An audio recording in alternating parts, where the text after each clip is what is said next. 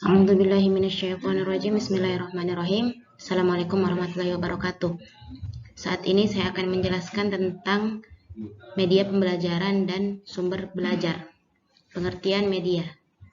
Kata media berasal dari bahasa Latin medius yang secara harfiah berarti tengah, perantara, atau pengantar. Dalam bahasa Arab, media adalah perantara atau pengantar pesan dari pengirim kepada penerima pesan.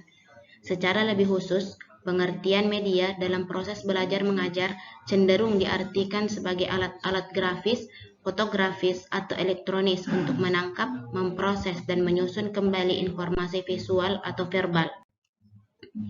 Batasan lain telah pula dikemukakan oleh para ahli di antaranya Hamijoyo dalam Latuheru, memberi batasan media sebagai semua bentuk perantara yang digunakan oleh manusia untuk menyampaikan atau menyebar ide, gagasan, atau pendapat yang dikemukakan itu sampai kepada penerima yang dituju.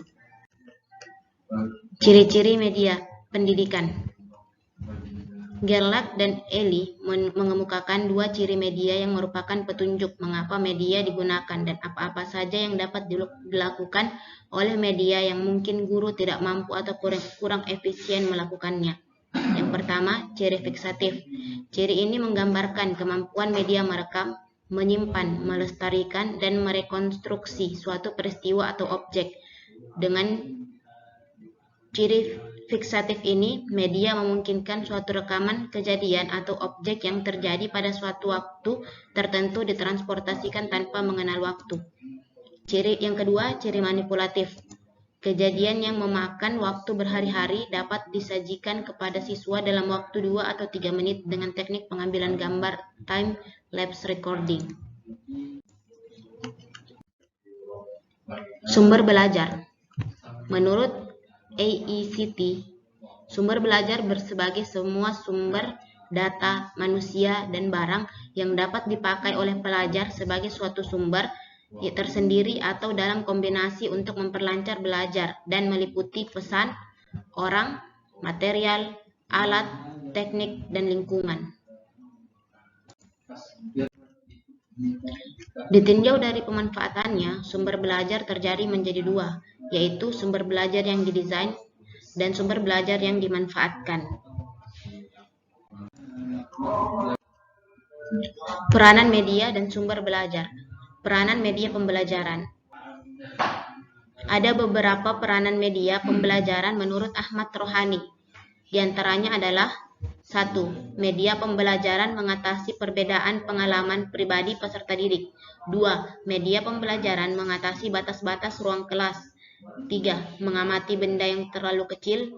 4. Mengamati benda yang bergerak terlalu cepat atau terlalu lambat. 5. Mengamati suara yang halus untuk didengar. 6. Mengamati peristiwa-peristiwa alam. Yang ketujuh, media pembelajaran berperan membangkitkan yang baru. Peranan sumber belajar.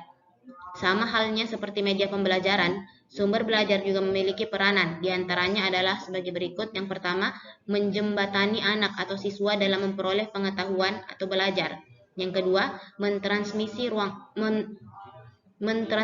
rangsangan atau informasi kepada anak atau siswa. Ungkapan transmisi dalam konteks ini mempunyai dimensi banyak dan dapat dikaitkan dengan pertanyaan-pertanyaan apa, siapa, di mana, dan bagaimana. Pertanyaan-pertanyaan ini amat berguna sebagai alat bantu mengorganisasi dimensi sumber belajar. Manfaat media pembelajaran. Yang pertama yaitu penyampaian materi pembelajaran dapat diseragamkan. Yang kedua, guru mungkin mempunyai penafsiran yang beraneka ragam tentang sesuatu hal. Melalui media, penafsiran yang beraneka ini dapat direduksi sehingga materi tersampaikan secara seragam. Yang ketiga, proses pembelajaran menjadi lebih menarik. Yang keempat, media dapat menyampaikan informasi yang dapat didengar berupa audio dan dapat dilihat visual sehingga dapat mendeskripsikan prinsip, konsep, proses, maupun prosedur yang bersifat abstrak dan lengkap menjadi lebih jelas dan lengkap.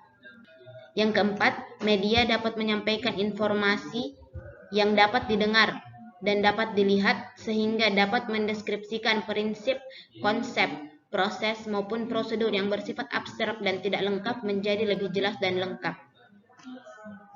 Yang kelima, proses pembelajaran menjadi lebih interaktif. Manfaat sumber belajar.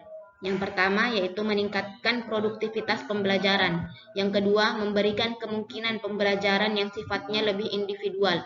Yang ketiga, memberikan dasar yang lebih ilmiah terhadap pembelajaran. Yang keempat, lebih memantapkan pembelajaran. Yang kelima, memungkinkan belajar secara seketika. Yang keenam, memungkinkan penyajian pembelajaran yang lebih luas dengan menyajikan informasi yang mampu menembus batas geografis.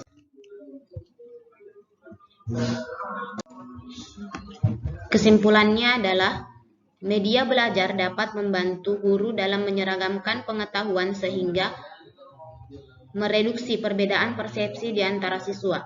Penggunaannya akan membantu proses belajar mengajar semakin interaktif dan mudah dipahami sehingga mengefisienkan waktu belajar yang biasanya digunakan untuk menjelaskan materi yang lebar.